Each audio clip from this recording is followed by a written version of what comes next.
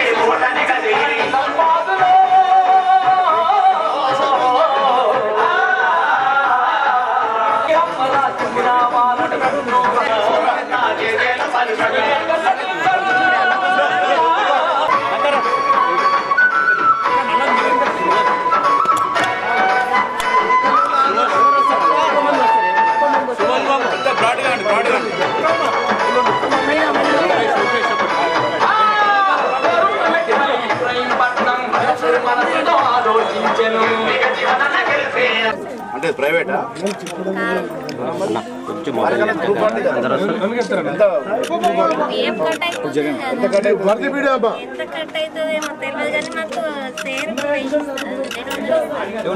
ఉచితంగా gas cylinder వస్తుంది 500కే current free bus free Indiramma party వాళ్ళందరూ చెప్పు చేతి గుర్తుకేమని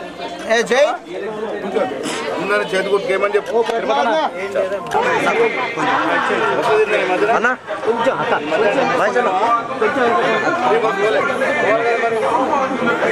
బస్సు 500కే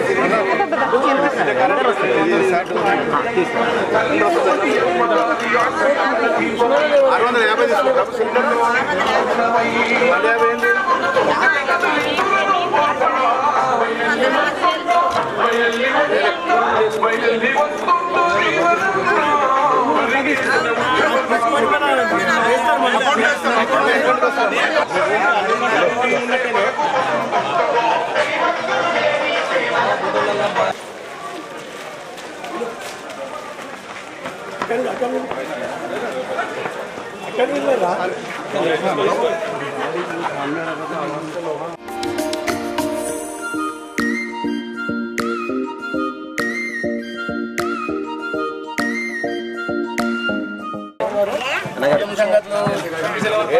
బీరకాయ ఎట్లు ఇస్తున్నావు బీరకాయ ఎట్లు ఇస్తున్నావు 30కి అర్ధ కిలో కొనుకొచ్చినావా పండించినావా కొనుకొచ్చి అమ్ముతున్నావు ఇంకొక అందరూ వస్తారు మీరు కూడా వస్తారు మీరు రావట్లేదు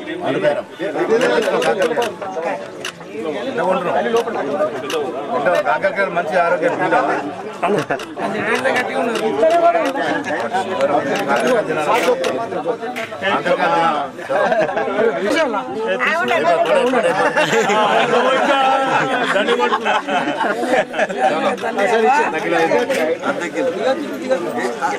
కాంగ్రెస్ పార్టీకి వెళ్తున్నాము ఇందిరమ్మ పార్టీ ఏదైనా ఇందిరమ్మ పార్టీ గుడిలో పెడుతున్నా అందరు చెప్పి ఓట్లు వేపి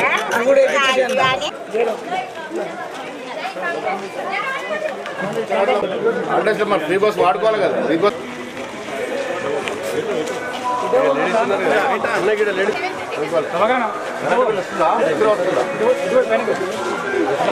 వస్తుందా ఎంత వస్తుంది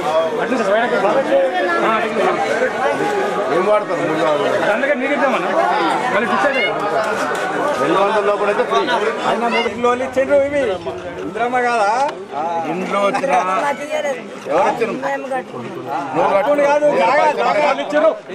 ఎవరు ఇచ్చారు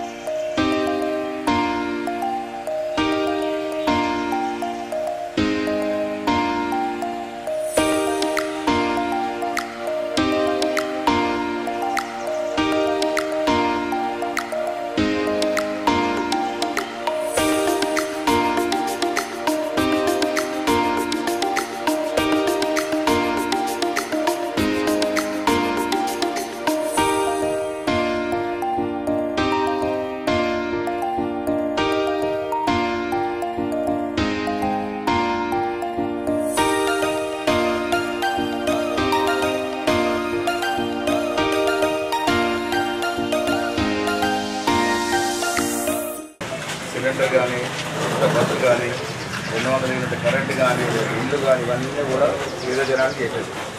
బీజేపీ టైంలో కానీ టీఆర్ఎస్ టైంలో గరీబ్ దొరికింది ఏం లేదు. స్కాలర్షిప్ సంఘటన టికెట్ ఖతం అయిపోయినాయి. మళ్ళీ కాంగ్రెస్ వస్తేనే లాభం. వాళ్ళకి అందరూ బీజేపీ కూడా చేసింది ఏం లేదు. 10 ఏళ్ళు ఈ గ్యారెంటీలు ఇవన్నీ రావాలంటే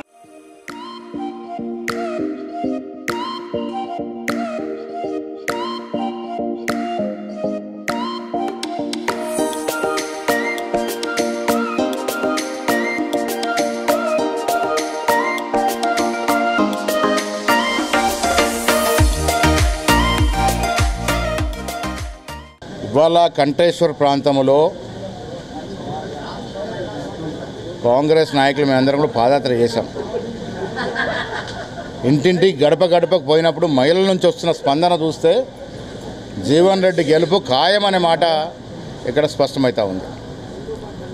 ఏ మహిళని పలకరించినా మాకు 500కి సిలిండర్ వస్తున్నది, కరెంటు బిల్లు 0 బిల్లు వస్తున్నది, మేము 4 సార్లు బస్సు ప్రయాణం చేసామని సంతోషంగా చెప్తున్నారు. సో 6 గ్యారంటీలు సమర్థవంతంగా పనిచేస్తున్నాయని దీనివల్ల క్లియర్ అవుతూ ఉంది. దానికి తోడు జీవన్ రెడ్డి గారు 45 ఏళ్ళ సుదీర్ఘ రాజకీయ జీవితంలో ఒక మచ్చ కూడా లేకుండా ప్రజల కోసం అనునిత్యం తప్పించిన వ్యక్తి. ఆయనకి ఈ ఉన్న అభ్యర్థులు ఎవరు సాటి రారు. సో మాకు ఇక్కడ నిన్న ఇవాళ పాదయాత్ర అర్థమైంది అంటే జీవన్ రెడ్డి గారి గెలుపు అనేది మంచి మెజారిటీతో గెలుస్తానని ఆశ కనబడతా ఉంది. 10 ఏళ్ల టీఆర్ఎస్ పాలనలో జిల్లా అభివృద్ధి కుంటుపడింది. ఇవాళ చెప్పుకోదగిన మెడికల్ కళాశాల కానీ, గుత్పా అల్లిసేగర్ ఎత్తిపోతల పథకం కానీ, చక్కెర కర్మాగారం కానీ, ప్రాణేత చేవల్ల 2021-22 ప్యాకేజ్ కానీ, విమానాశ్రయం జాగా గుర్తింపు కానీ ఇవన్నీ కూడా కాంగ్రెస్ హయాంలో చేసినాయి. టీఆర్ఎస్ హయాంలో ఒక ప్రాజెక్టు తెచ్చామని చెప్పే దమ్ము టీఆర్ఎస్ నాయకులకు ఉందా? 0. అదేవిధంగా బీజేపీ కూడా సామాన్యుడికి ఒరగబెట్టింది ఏం లేదు. 2 కోట్ల ఉద్యోగాలు అటకెక్కించారు.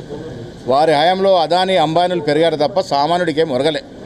సో ఇవన్నిటి దృష్ట్యా ప్రజలు ఏ రకంగా అయితే అసెంబ్లీలో కాంగ్రెస్ పార్టీకి ఓటేసినారో, 6 గ్యారెంటీలు ఏ రకంగా అయితే నమ్మినారో, మల్లికార్జున్ ఖర్గే, రాహుల్ గాంధీ, రేవంత్ రెడ్డి, బట్టి విక్రమార్క ఏ విధంగా నమ్మినారో, విశ్వసించినారో అదే మాదిరిగా పార్లమెంట్లో కూడా రాహుల్ గాంధీ ప్రధానమంత్రి చేయడం కొరకై నిజామాబాద్ స్థానం అత్యధిక మెజారిటీతో గెలిపిస్తారని ఆశిస్తున్నాం.